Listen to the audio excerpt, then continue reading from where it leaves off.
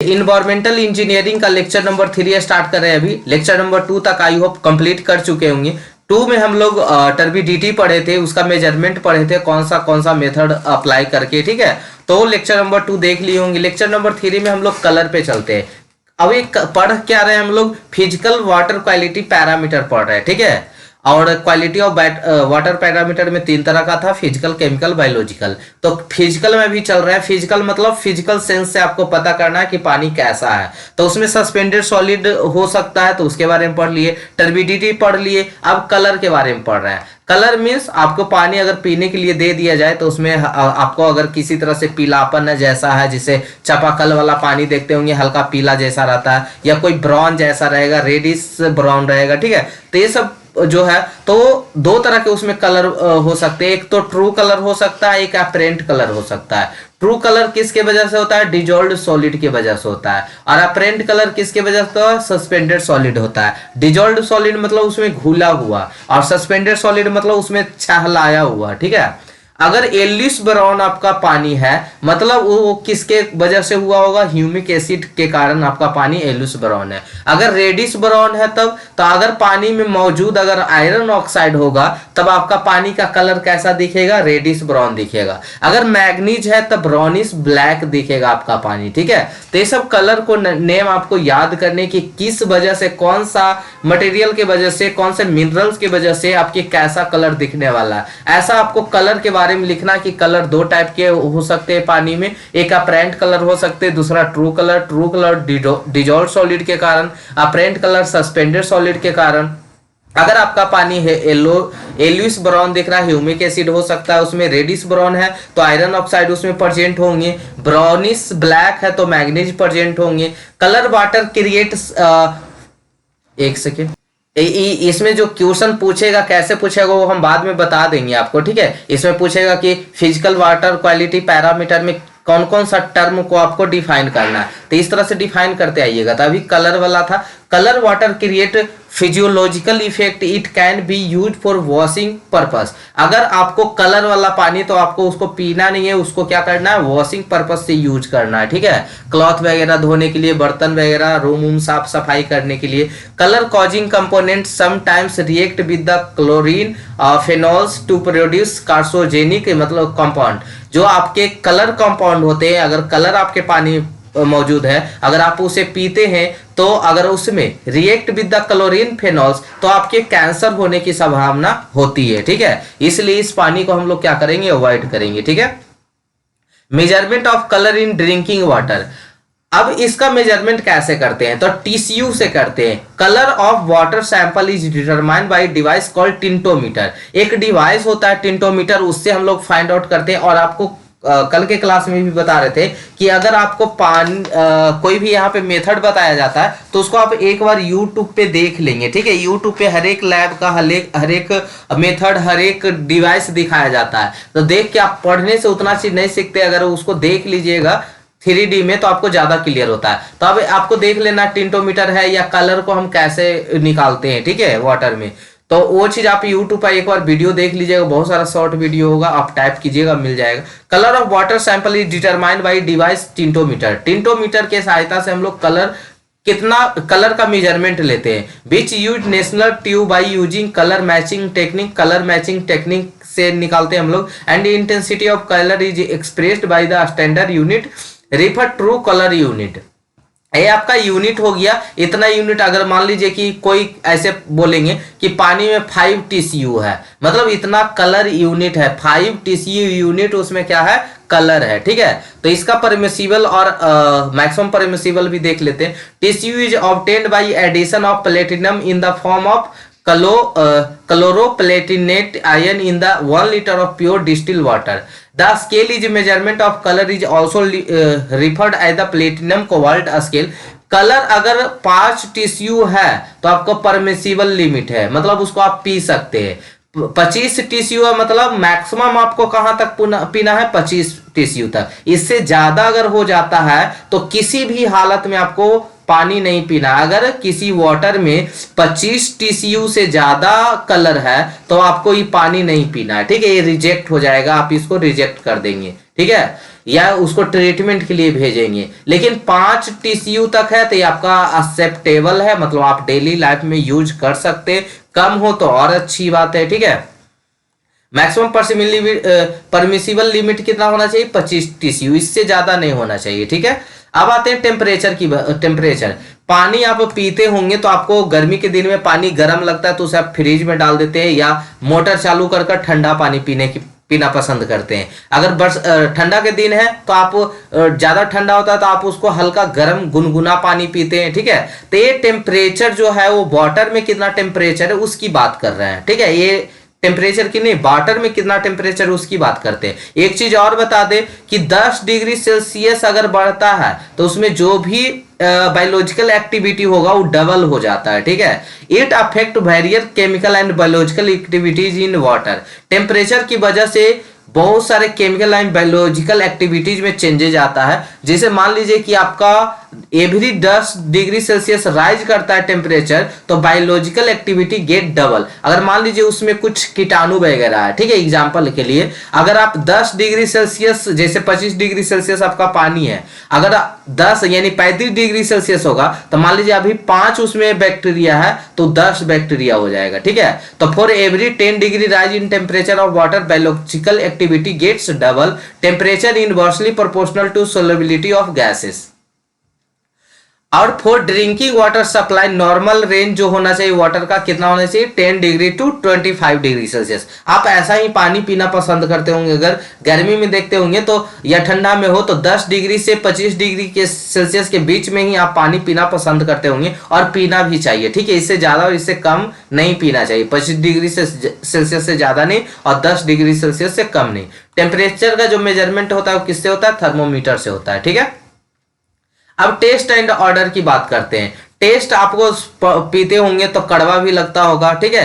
Order मतलब गंध, उससे कोई गंध तो नहीं आ रहा है, ठीक है। टेस्ट मतलब आपको खारा पानी तो नहीं लग रहा है, ठीक है। ऐसा पीते होंगे तो कहते होंगे ये पानी मीठा है, ये पानी खारा है, तो उसी की बात हो रही है यहाँ पे। Taste and odour in water is induced due to inorganic mineral salt like sodium, calcium, magnesium etc और due to dissolved organic matter और due to dissolved gases H2S, CO2 etc। जो टेस्ट और ऑर्डर होता है वो किसकी वजह से होता है, इनऑर्गेनिक मिनरल साल्ट जैसे सोडियम हो गया, कैल्शियम हो गया, मैग्नीशियम हो गया, ठीक है। डिजॉल्व्ड ऑर्गेनिक मैटर की बात करें तो आपका जैसे H2S हो गया, CO2 हो गया, ETC, इसके वजह से आपका टेस्ट एंड ऑर्डर आता है, ठीक है। Intensity of taste and odour जो होता है उसको हम कैसे निकालते हैं, किस पे मेजरमेंट लेते हैं, तो एक यूनिट है जिसे हम लोग थ्रेशोल्ड ऑर्डर नंबर बोलते हैं, जिसको हम शॉर्ट में TON के नाम से जानते हैं, ठीक है। तो intensity of taste and odour is expressed by standard unit. मतलब मेजरमेंट कैसे लेंगे कि कितना उसमें टेस्ट है, कैसा ऑर्डर है, कितना ऑर्डर है, उसको मेजरमेंट के लिए कुछ यूनिट होना चाहिए ना। वो यूनिट क्या है, थ्रेशोल्ड ऑर्डर नंबर है, TON के शॉर्ट नाम से जानेंगे, ठीक है। TON मतलब threshold order number. Which represent the dilution ratio. Dilution ratio क्या है, तो डाइल्यूशन रेशियो है sample free from the order and initial volume of sample. मान लीजिए अभी एग्जांपल देंगे कि एक ग्लास आपके पास पानी था, उसमें टेस्ट एंड ऑर्डर था, उसको आप सप्लाई करके ट्रीटमेंट करके उसको फ्री कर दिए टेस्ट एंड ऑर्डर से, तो उसी दोनों के रेशियो की बात को हम लोग क्या बोलते हैं, यहाँ पे डाइल्यूशन रेशियो बोलते हैं, ठीक है। टेस्ट एंड हार्डली डिटेक्टेबल, तो इसको अभी जस्ट बता रहे हैं हम। इसका जो डिवाइस है जिसमें हम इसका मेजरमेंट लेंगे उस डिवाइस का नाम ऑस्मोस्कोप है, ठीक है।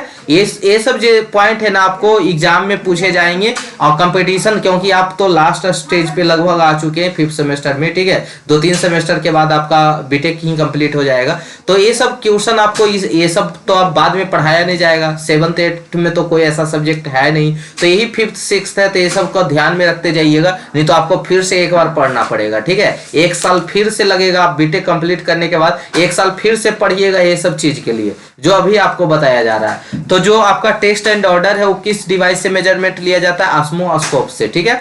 Set of flux used to set और रिफर्ड एज द ऑस्मोस्कोप।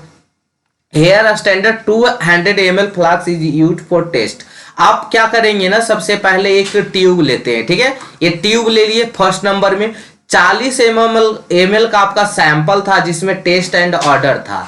अब क्या करना है, इसको 200 ml तक ले जाना है। 200 ml कहने का मतलब 40 ml है टेस्ट एंड ऑर्डर वाला सैंपल, तो 40 ml और वाटर उसमें मिलाते, एरिएटेड वाटर मतलब साफ पानी मिलाते, तो ये कितना डाइल्यूशन बन गया, 80 ml का बन गया। फिर से 40 ml ऐड कीजिए एरिएटेड वाटर, अब कितना हो गया, 120 ml का बन गया। फिर 40 ml ऐड कीजिए कहां तक, 200 ml तक, ठीक है। तो डाइल्यूटेड सैंपल कितना हो गया, 160 ml, फिर 40 ऐड कीजिएगा तो 200 ml। अब ये जो वाटर होगा ये फाइनली 200 ml का हो गया, जो फ्री फ्रॉम क्या होगा, टेस्ट एंड ऑर्डर होगा। यही इसका निकालने का टेक्निक है, ठीक है।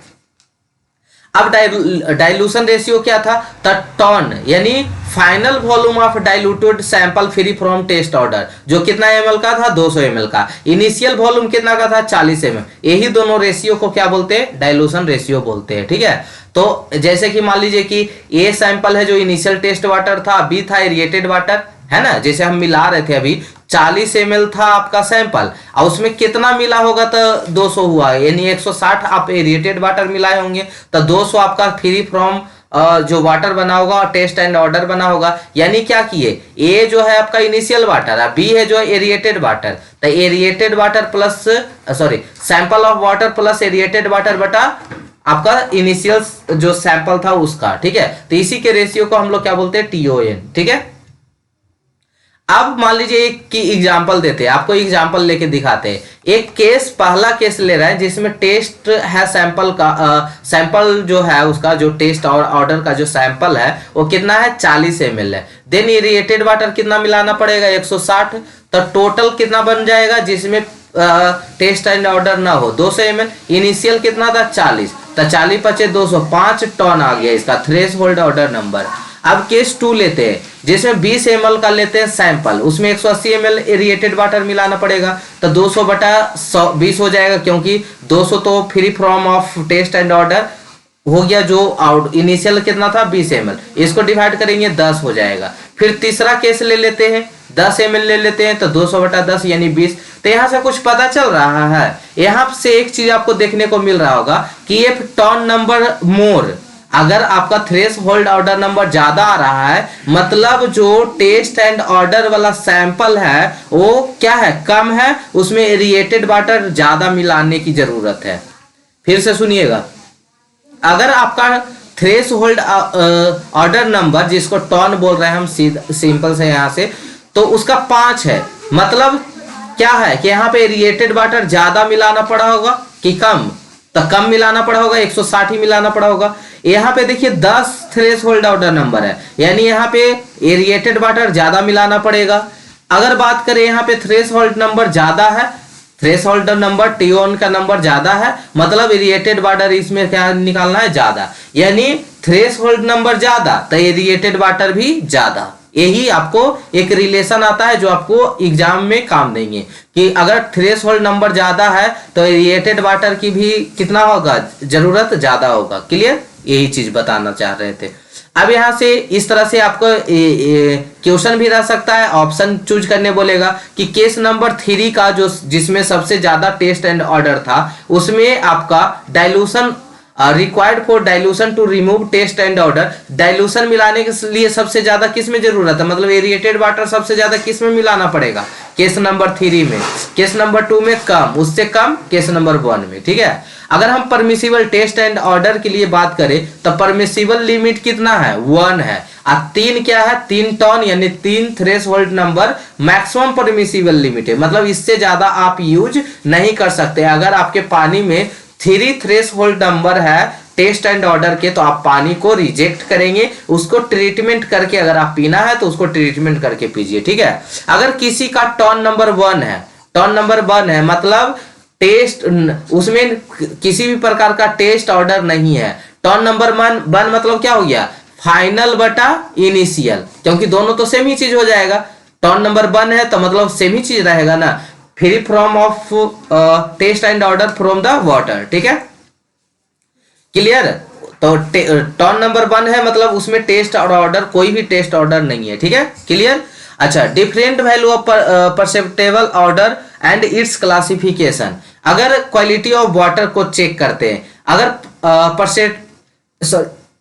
परसेप्टेबल ऑर्डर अगर 0 है मतलब उसमें कोई भी ऑर्डर नहीं है, अगर 1 है तो वेरी फाइन स्मेल, थोड़ा थोड़ा गंध आ रहा है। अगर 2 है तो फाइन स्मेल, 3 है तो डिस्टिंक्ट ऑर्डर, 4 है तो स्ट्रॉन्ग ऑर्डर, अगर 5 है तो एक्सेप्शनली स्ट्रॉन्ग है, मतलब बहुत ही ज्यादा स्ट्रॉन्ग है। इसको मतलब दूर से ही महकना स्टार्ट हो जाएगा आपको, ठीक है। तो यही सब याद रखना होता है ऑब्जेक्टिव पर्पज से। बाकी तो कैसे निकाल रहे हैं, कौन सा आपको उसमें डिवाइस लगा है, कितना परमिसिबल लिमिट होगा, कितना मैक्सिमम परमिसिबल लिमिट होगा, उसको आपको याद रखने हैं, ताकि आपको जब थ्योरी लिखिएगा तो थ्योरी लिखने के लिए काम आएगा, ठीक है।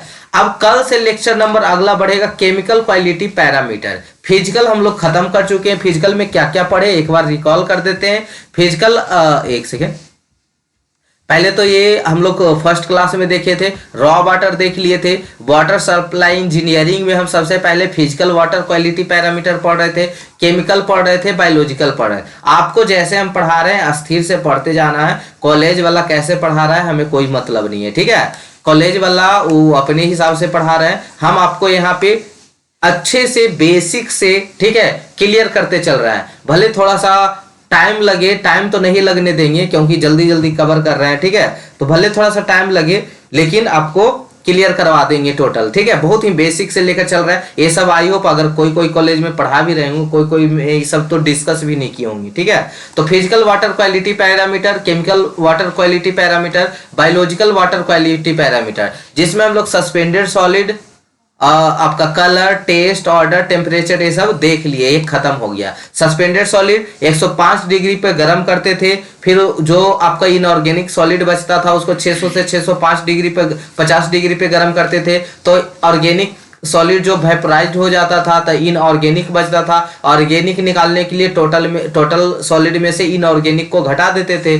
कलर के लिए हम लोग टीसीयू का यूज करते थे, ट्रू कलर यूनिट, जिसमें 2 प्रकार का था, एक ट्रू कलर था, एक अपरेंट कलर था। टेस्ट ऑर्डर अभी जस्ट बताया, टेम्परेचर के लिए अभी जस्ट बताया, ठीक है। तो ये सब चीज आप कवर कर लिए। अब अभी हम लोग आएंगे केमिकल वाटर क्वालिटी पैरामीटर, जिसमें हम लोग डिजॉल्व सॉलिड के बारे में पढ़ेंगे, पीएच के बारे में, अल्कलिनिटी, हार्डनेस के बारे में, ठीक है। उसके बाद फिर चल जाएंगे बायोलॉजिकल में। तो इस तरह से नेक्स्ट लेक्चर में लेकर आते हैं। बाकी आप पढ़ते रहेंगे, कुछ कुछ हम 20 सीरीज क्वेश्चन भी लाते रहेंगे, ठीक है। अभी तो स्टार्ट ही किए, तो थोड़ा थोड़ा सभी सब्जेक्ट का भी स्टार्ट कर दिए। आप पढ़ते रहिएगा, ज्यादा टाइम लगने वाला नहीं है, क्योंकि आपके क्लास में भी होगा तो देखते होंगे कि जियोलॉजी हो रहा, सॉरी जियो टेक्निकल वो सप्ताह में 2-3 दिन होगा, इन्वायरमेंटल 2-3 दिन होगा। तो यहाँ भी उसी तरह से समझ के चल रहे हैं कि सप्ताह में 2 दिन इसका ले लिए, 2 दिन उसका क्लास ले लेंगे। तो मतलब घबराने वाली बात नहीं है, बस आप स्थिर से पढ़ते जाए, ठीक है। ठीक है, थैंक यू सो मच यहाँ तक बने रहने के लिए। मिलते हैं हम लोग नेक्स्ट एपिसोड में।